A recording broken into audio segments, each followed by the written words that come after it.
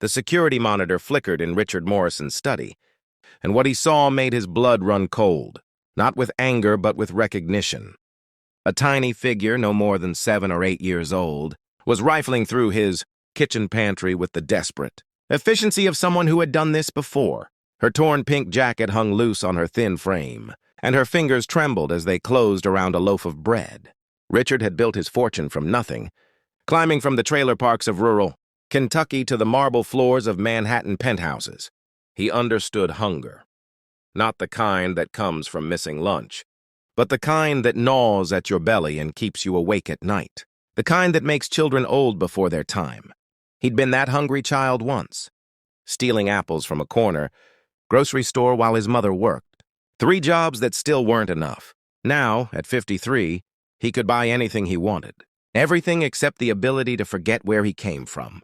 He moved silently down the hallway, his footsteps absorbed by the Persian runner that cost more than most people's cars.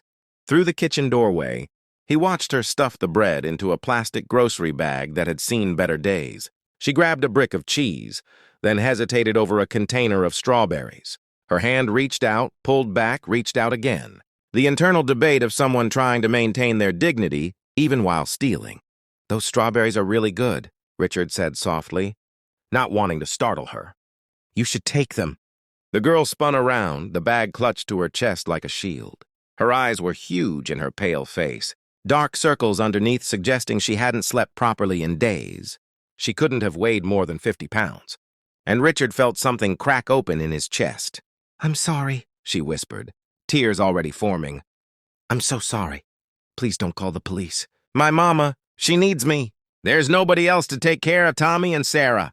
Richard held up his hands slowly, the way you'd approach a frightened animal. "I'm not calling anyone. What's your name, sweetheart?"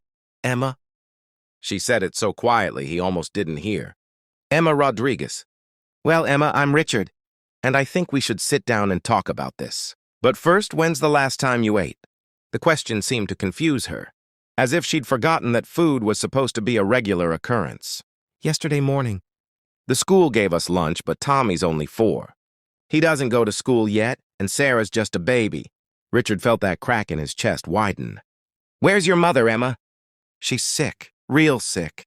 She's been in bed for 3 days now, and she can't stop coughing. I tried to give her the medicine we had, but it's all gone. She keeps telling me she's fine, but she's not fine. And the rent's due, and the lights keep flickering, and I don't know what to do."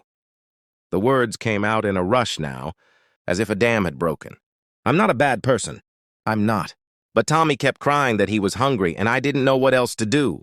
Richard pulled out a chair at the kitchen table. "Sit down, Emma, please." She sat, still clutching the bag, ready to run. Richard opened his refrigerator and began pulling out food. Ham, turkey, fruit, vegetables, milk, juice. He piled it on the table until Emma's eyes grew even wider. "Mr. Morrison." "Just Richard. And you're going to help me with something." "Emma, you see I have all this food, but I live alone. My wife died 2 years ago, and my daughter's grown and lives in California.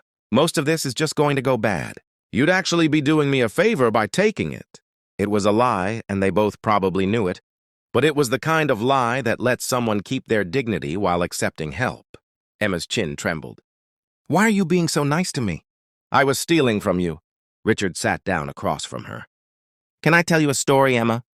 He didn't wait for an answer. "When I was about your age, maybe a little older, my dad left. Just walked out one day and never came back.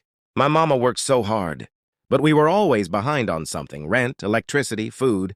One winter night, I broke into the shed behind Mr. Chen's grocery store. Not the store itself, just the shed where he kept the overflow inventory. I took a bag of rice, some canned beans, a package of hot dogs that were probably past their expiration date." "Did you get caught?" Emma asked, drawn in despite herself. "I did. Mr. Chen found me the next morning, sleeping in his shed because I was too afraid to go home. And you know what he did? He didn't call the police. He made me breakfast, the best breakfast I'd ever had, and then he gave me a job. Every day after school, I'd sweep his floors, stock his shelves, help customers. He paid me in cash and food. He saved my life, Emma, and he taught me something important." "What?" "That the measure of a person isn't what they have or what they've achieved.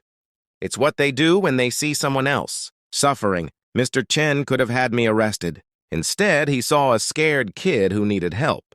So now, when I see someone who needs help, I think about what Mr. Chen would do. Emma was crying now, silent tears tracking down her thin face. My mama's going to be so mad that I was stealing. Your mama's going to be proud that you took care of your brother and sister when things got hard.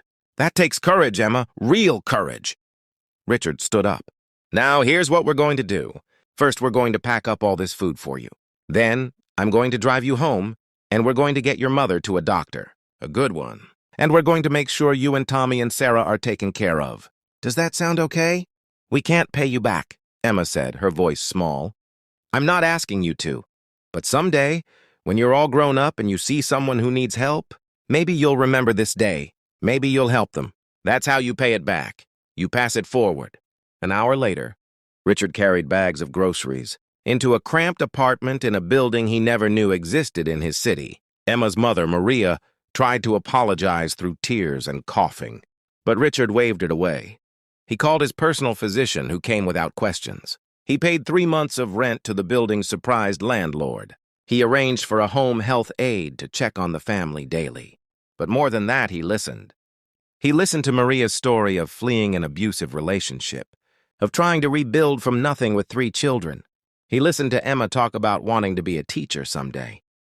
He listened to little Tommy explain very seriously that he was the man of the house at 4 years old. Over the following months, Richard became part of their lives. He set up a college fund for all 3 children. He helped Maria get treatment and job training. He was there for birthdays and holidays, filling the space his own scattered family had left empty. 10 years later, Richard sat in the audience as Emma Rodriguez walked across the stage to receive her high school diploma, valedictorian, with a full scholarship to Columbia University. In her speech, she talked about a night when she'd been desperate enough to steal bread, and a man who taught her that one act of kindness could change everything. Richard thought about Mr. Chen, who'd passed away years ago. He thought about the scared little boy he'd been and the frightened little girl Emma had been. He thought about how easy it would have been to make a different choice that night. To call the police, to let someone else handle the problem. The truth was, Emma and her family had saved him as much as he'd saved them. They'd reminded him why he'd fought so hard to escape. Poverty in the first place, not just for himself, but so he could be the kind of person who had enough to share. As Emma stepped off the stage, she caught his eye and smiled.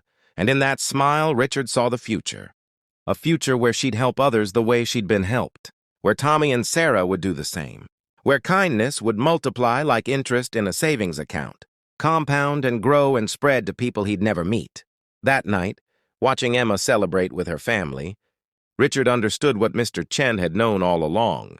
The true wealth isn't measured in dollars or possessions. It's measured in the lives we touch, the hope we restore, and the love we choose to give when we could just as easily look away.